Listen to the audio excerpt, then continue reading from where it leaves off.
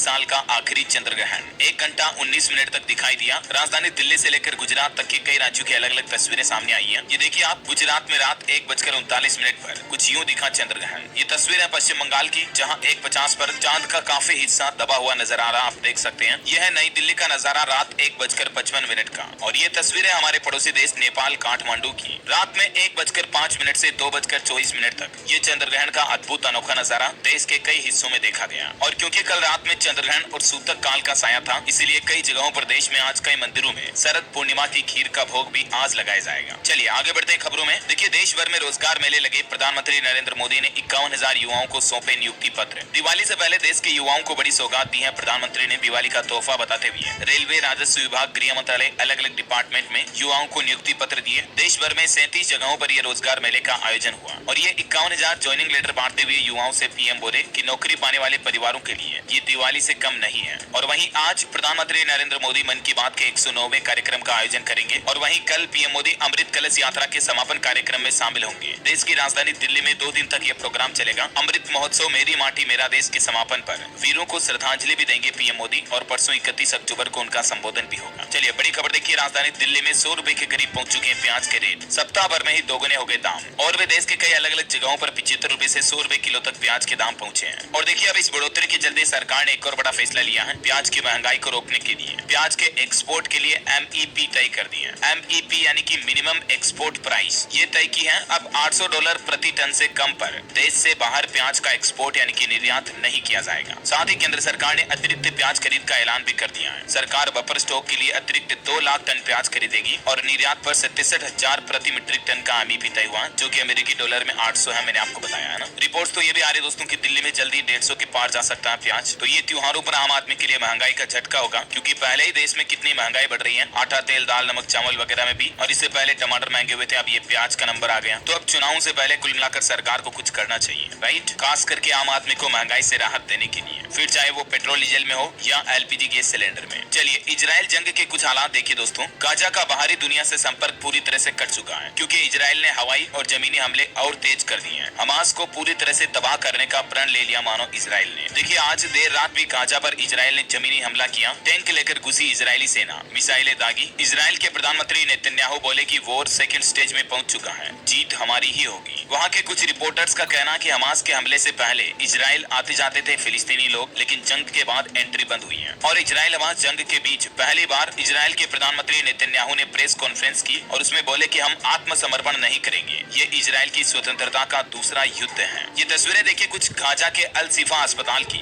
यहाँ रह रहे 50,000 फिलिस्तीनी लोग जो सिर्फ रोटी के कुछ टुकड़ों और दाल से अपना पेट भर रहे हैं। इनके पास पीने के लिए भी मीठा पानी नहीं है, खारा पानी पी रहे हैं। और देखिए, गाजा पट्टी पर भी बमबारी जारी है। इजराइल हमास के जंग के 22वें दिन भी गाजा पर ग्राउंड ऑपरेशन और तेज हो रहा है। अभी गाजा में मोबाइल, इंटरनेट, फोन सेवाएं सब कुछ ठप हो गई है। मरने वालों की संख्या के आंकड़े की बात करें तो 7,326 से ज्यादा पहुंच चुका है ये आंकड़ा। इजरायली सेना की बमबारी में गाजा के लोगों की इतनी मौत हो चुकी है। तो कुछ यूं हालात चल रहे हैं दोस्तों इजराइल हमास जंग के बीच, गाजा इजराइल के। चलिए अगली बड़ी खबर है, भारत श्रीलंका के सशस्त्र बलों को प्रशिक्षण के लिए 23 करोड़ रुपए देगा। पड़ोसी देश श्रीलंका ने भारत का आभार भी जताया। और देखिए, आने वाले करवा चौथ के त्योहार पर हिमाचल प्रदेश सरकार ने माताओं बहनों के लिए बड़ी घोषणा की है। करवा चौथ पर नवविवाहितों को पैकेज दिया जाएगा। HPTDC का 40% तक डिस्काउंट का ऐलान, मुफ्त सारगी, पूजा सामग्री और खाने में विशेष व्रत थाली भी मुहैया कराई जाएगी हिमाचल प्रदेश पर्यटन विकास निगम की तरफ से। जो नई नई शादी किए जोड़े हैं, ऐसे नवविवाहित पति पत्नियों को करवा चौथ के मौके पर यह विशेष और आकर्षक पैकेज देने का ऐलान किया है HPTDC ने। चलिए बड़ी खबर देखिए, मराठा आरक्षण की मांग कर रहे हैं 10 दिन में 12 लोग ऐसा कदम उठा चुके हैं। और अब इस मामले पर महाराष्ट्र सरकार की कमेटी 24 दिसंबर को रिपोर्ट सौंपेगी। मराठा नेता बोले कि आरक्षण के विरोध में है महाराष्ट्र सरकार। ये महाराष्ट्र राज्य में मराठा भाई लोग कई दिनों से आरक्षण की मांग कर रहे हैं, आपको पता होगा। और इस बीच मराठाओं ने चेतावनी भी दे दी है, 29 अक्टूबर से महाराष्ट्र के हर गाँव में भूख हड़ताल शुरू करेंगे। मनोज जरांगे की तरफ से महाराष्ट्र सरकार को ये चेतावनी दी गई है, जो कि मराठा समाज के सामाजिक कार्यकर्ता है। और वहीं मणिपुर राज्य से बड़ी खबर आ रही है, यहाँ रविवार की जगह जुमे की छुट्टी की मांग की गई। छात्र संगठन ने पर्चे बांटकर ऐलान किया। राज्य सरकार बोली कि ये अवैध है, जनता भरोसा न करे। चलिए बड़ी खबर है, छत्तीसगढ़ में कांग्रेस ने 6 बड़े चुनावी वादे किए। राहुल गांधी ने कहा कि केजी से लेकर पीजी तक पढ़ाई बिल्कुल फ्री कर देंगे। छत्तीसगढ़ में भी जातिगत जनगणना करवाएंगे। राहुल बोले बीजेपी नहीं चाहती गरीब का बेटा अंग्रेजी बोले। ये देख सकते हैं कांग्रेस ने छत्तीसगढ़ में अब तक कुल ये 6 घोषणाएं की हैं। किसानों की MSP से लेकर कर्ज माफ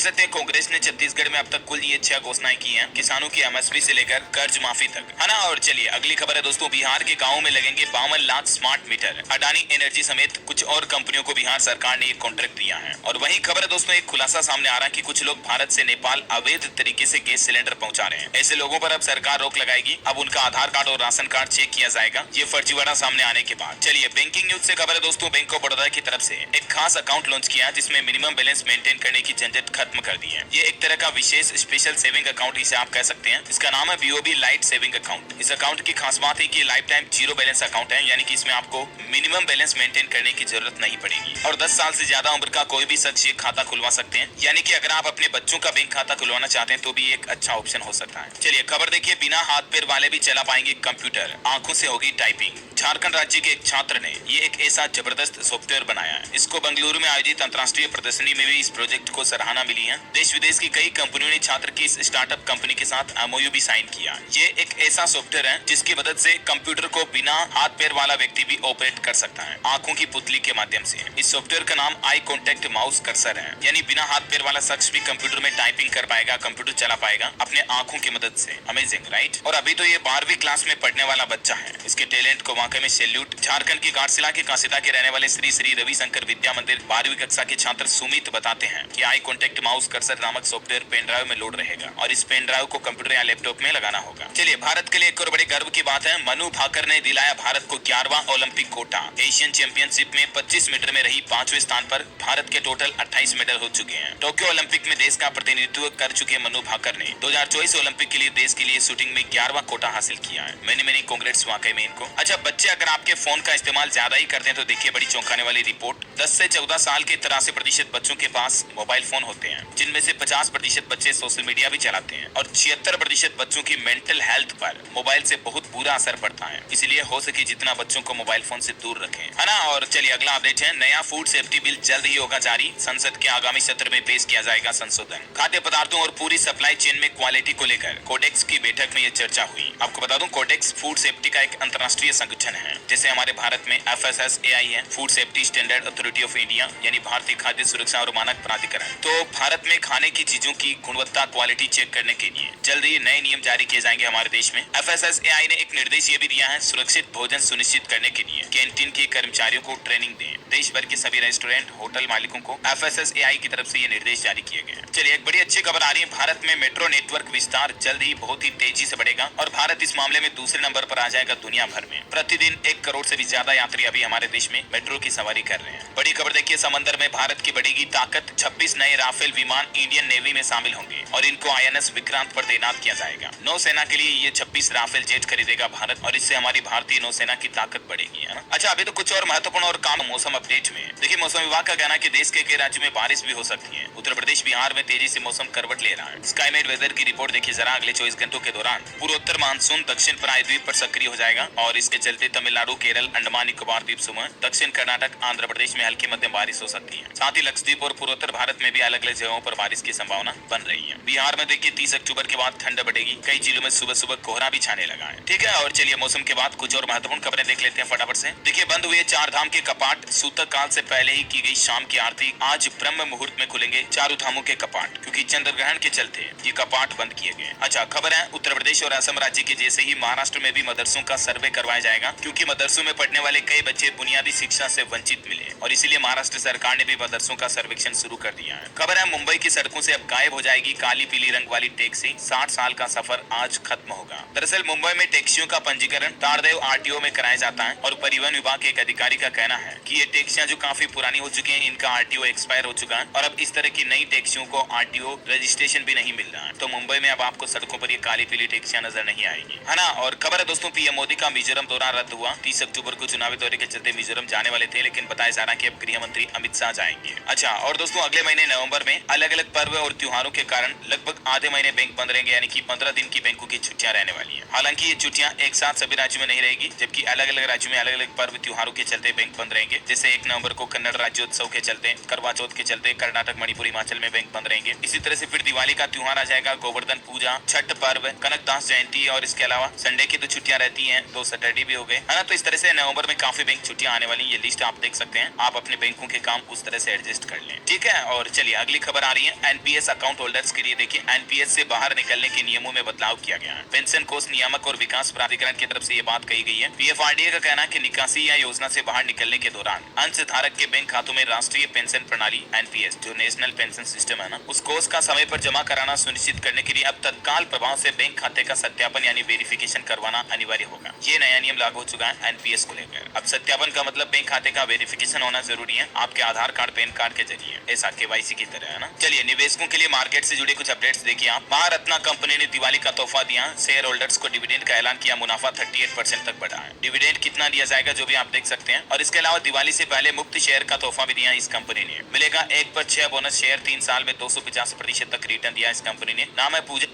फिल्म्स लिमिटेड। आपको बता दूं दोस्तों ये कोई स्पॉन्सर नहीं है, जस्ट फॉर इन्फॉर्मेशन पर्पस के लिए मैं आपको ये डेटा बता रहा हूँ। चलिए अगली खबर है पीएम नरेंद्र मोदी 30 अक्टूबर से गुजरात का 2 दिन का दौरा करेंगे। 30 और 31 अक्टूबर को वो गुजरात में ही रहेंगे। इस दौरान वहाँ अलग अलग कार्यों में शामिल होंगे और कई सारी परियोजनाओं का लोकार्पण शिलान्यास भी करेंगे। फिर अगले दिन 31 अक्टूबर को 8 बजे स्टेच्यू ऑफ यूनिटी भी जाएंगे और यहाँ सरदार पटेल जी को पुष्पांजलि अर्पित करेंगे। चलिए बड़ी खबर देखिए, कैबिनेट ने भी इंडिया शब्द को हटाया। रेलवे के प्रस्ताव में हर जगह भारत शब्द का इस्तेमाल किया जा रहा है। जी हाँ, हाल ही में जो रेलवे ने केंद्रीय कैबिनेट को प्रस्ताव सौंपा उसमें हर जगह इंडिया के स्थान पर भारत शब्द का इस्तेमाल किया गया। देखिए जरा आप इसे अब आप राजनीति कहोगे क्या कहोगे। हाल ही में एनसीईआरटी ने भी ये सुझाव दिया था किताबों में नाम बदलने का। चलिए अगली खबर है छात्राओं के लिए खुशखबरी। उत्तराखंड परिवहन निगम फ्री बस सेवा की सुविधा दे रहा है। उत्तराखंड में जो पढ़ने वाली छात्राएं हैं, उच्च शिक्षा प्राप्त कर रही छात्राओं के लिए ये फ्री बस सेवा योजना चल रही है। जो छात्राएं इसका फायदा उठाना चाहती हैं उनको यूटीसी पोर्टल पर पंजीकरण कराना जरूरी होगा। चलिए अगली खबर है स्टेट बोर्ड का अहम फैसला, ये छात्र नहीं चुन सकेंगे मैथ विषय। दरअसल 11वीं कक्षा में मैथ सब्जेक्ट चुनने को लेकर हरियाणा बोर्ड की तरफ से ये अहम फैसला लिया गया। देखिए बहुत ही महत्वपूर्ण अपडेट है, जरा समझिए। बोर्ड की ओर से जारी नोटिस के मुताबिक 10वीं में बेसिक मैथ से परीक्षा पास करने वाले स्टूडेंट 11वीं में मैथ सब्जेक्ट नहीं चुन सकेंगे। केवल वही स्टूडेंट मैथ से लेने के लिए पात्र होंगे जिन्होंने मानक यानी कि स्टैंडर्ड मैथ से 10वीं की परीक्षा पास की हो। अर्थात अब आपको 10वीं में स्टैंडर्ड मैथ्स क्वालिफाई करना जरूरी होगा अगर आप 11th में 11वीं में आगे मैथ सब्जेक्ट यानी कि साइंस मैथ लेना चाहते हैं तो, है ना। ये आगामी 10वीं बोर्ड परीक्षा से पहले हरियाणा बोर्ड की तरफ से काफी अहम फैसला लिया गया। कुछ और एजुकेशनल अपडेट्स हैं, मैं आपको आगे बताऊंगा। फिलहाल देखिए आप अगली खबर। इलाहाबाद हाईकोर्ट ने एक अहम फैसला सुनाया, सोशल मीडिया में अश्लील पोस्ट को लाइक करना क्राइम है या नहीं, इस मुद्दे पर टिप्पणी की। आए दिन आपको बताऊंगा सोशल मीडिया पर कई तरीके से, अब क्या बताऊं मैं आपको, अश्लील पोस्ट आते हैं। तो पोस्ट करने वाले की तो छोड़ो,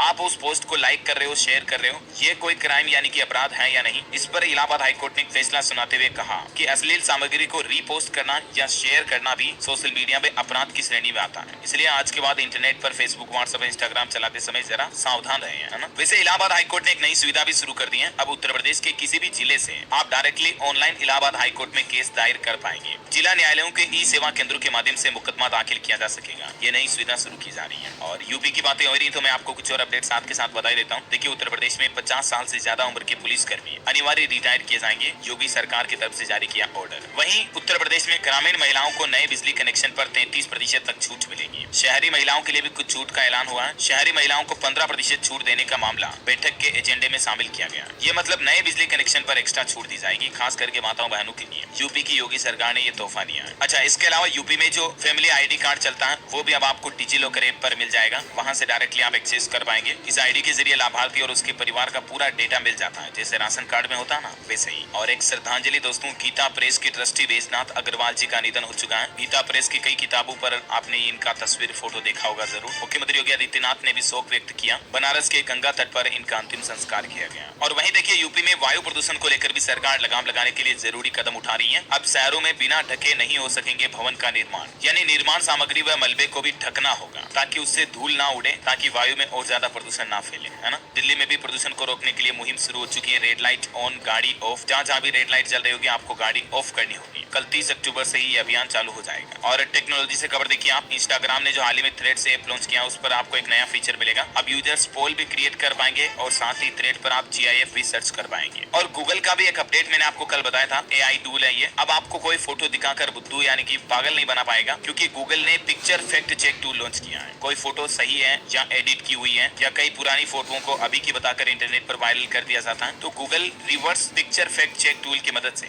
आप किसी भी फोटो की असलियत जान पाएंगे। चलिए पॉलिटिक्स से खबर है, राजस्थान चुनाव के लिए आम आदमी पार्टी ने जारी की दूसरी लिस्ट। 21 कैंडिडेट के नामों का ऐलान हुआ। इस बार राजस्थान में भी अरविंद अरविंद केजरीवाल की आम आदमी पार्टी चुनाव जोरों शोरों से लड़ने की तैयारी में है। अच्छा खबर देखिए, मध्य प्रदेश इंदौर आएंगे गृह मंत्री अमित शाह। यातायात पुलिस ने भारी वाहन और जन सामान्य के लिए एडवाइजरी भी जारी की। आज रविवार को एमपी इंदौर का दौरा करेंगे। और दोस्तों मध्य प्रदेश में भी चुनाव आयोग ने ऐलान कर दिया है, अब बुजुर्ग मतदाता घर पर ही वोट डाल सकेंगे। चुनाव आयोग इसके लिए नई व्यवस्था शुरू कर रहा है। बड़ी खबर है, हरियाणा के कर्मचारियों को मिलेंगे 12,000 रूपए एडवांस। ग्रुप डी के कर्मचारियों को सरकार ने दिवाली तोहफा दिया है और ये जो अभी एडवांस सैलरी दी जाएगी, इसकी इंस्टॉलमेंट आगे आने वाले हर महीनों की वेतन से कुछ कटौती होती रहेगी। ये देख सकते हैं हरियाणा सरकार की तरफ से इस संबंध में एक ऑर्डर भी जारी किया है। और वहीं हरियाणा के मनोहर लाल खट्टर सरकार ने एनएचएम कर्मचारियों को भी बड़ी राहत दी है। अनुबंध कर्मचारियों का हो सकेगा दूसरे जिलों में तबादला। ऑनलाइन ट्रांसफर पॉलिसी को भी सरकार ने मंजूरी दे दी है। और कल आपको बताऊंगा महर्षि वाल्मीकि जी की जयंती थी, उस मौके पर भी हरियाणा सीएम ने घोषणाएं की। कहा सफाई कर्मचारियों का मानदेय बढ़ाया जाएगा, 3 पद खाली होने पर आरक्षण पॉलिसी भी लागू होगी। शहरी सफाई कर्मचारियों का 16,000 रूपए से 17,000 रूपए मासिक मानदेय होगा। ग्रामीण सफाई कर्मचारियों का 14 से 15 और अलग से भत्ता वगैरह की घोषणा भी की है, जिसकी जानकारी आप देख सकते हैं। इसके अलावा भी जहां सफाई कर्मचारियों की संख्या 6 है वहां 8 की जाएगी, जहां 8 है वहां 10 की जाएगी। ये कुछ बड़े फैसले लिए हैं हरियाणा के मनोहर लाल खट्टर सरकार ने, ठीक है ना। चलिए बड़ी खबर है, संसद की कमेटी ने एक फैसला लिया,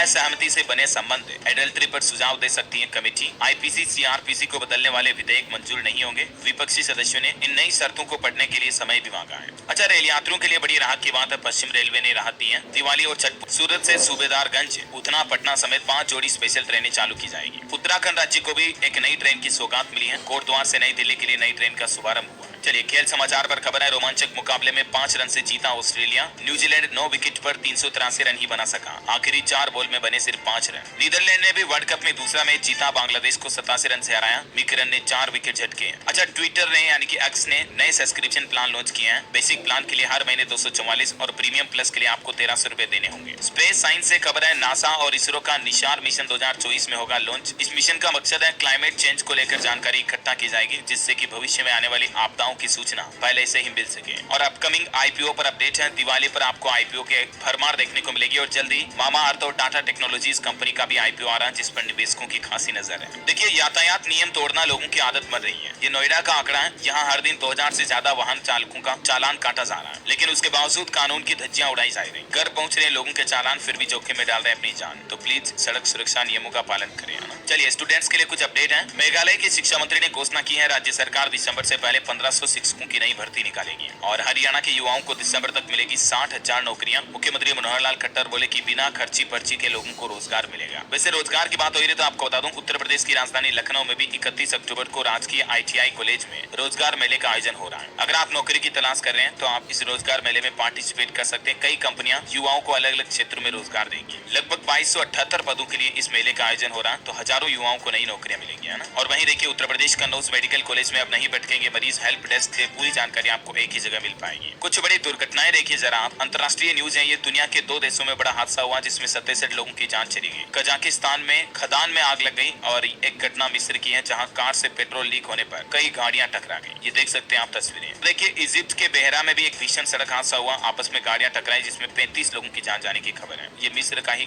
मामला है। वहीं गुजरात में भी देखिए दिल्ली के बुराड़ी जैसा एक मामला सामने आया है। मैं आपको बोलकर भी नहीं कह सकता हूँ, ये देख लीजिए आप स्क्रीन पर इसका खबर का टाइटल। अच्छा, यूपी में योगी सरकार माफियाओं पर किस तरह से शिकंजा कस रही देखिए जरा। गोरखपुर में सुधीर सिंह की 200 करोड़ की संपत्ति को सरकार ने जब्त कर लिया है। एसपी नाथ बोले कि 61 माफियाओं की सूची में शामिल है ये भी। एक एक करके करोड़ों रुपयों की संपत्ति, हजारों करोड़ों की संपत्ति जो है ना, अब जब्त की जा रही योगी सरकार द्वारा। और अंत में आज के राशिफल पर नजर डालें। देखिए, वृष राशि वालों की आर्थिक स्थिति बेहतर होगी। तुला और कुंभ राशि वालों को मिल सकता है किस्मत का साथ। सिंह राशि के लोग रिश्ते सुधारने पर ध्यान दें। वृश्चिक राशि के लोग सिर्फ अपने काम पर ध्यान दें तो फायदा होगा। और दोस्तों, आप मुझे